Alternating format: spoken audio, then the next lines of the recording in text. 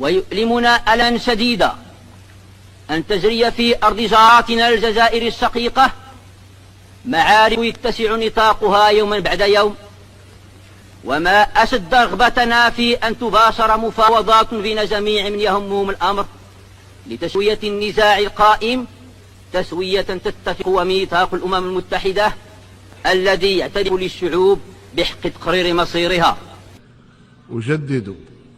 دعمنا لجهود الأمين العام لمنظمة الأمم المتحدة السيد أنطونيو غوتيريش ومبعوثه الشخصي في مساعي إعادة بحث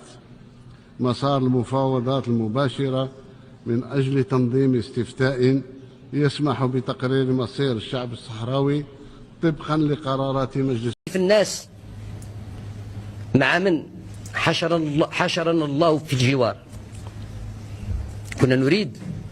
أن يعرف الناس النوايا الحقيقية لمن هم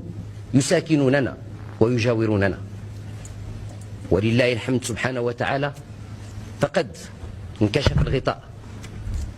وعرف كل واحد بقيمته الحقيقية، قيمته البشرية وقيمته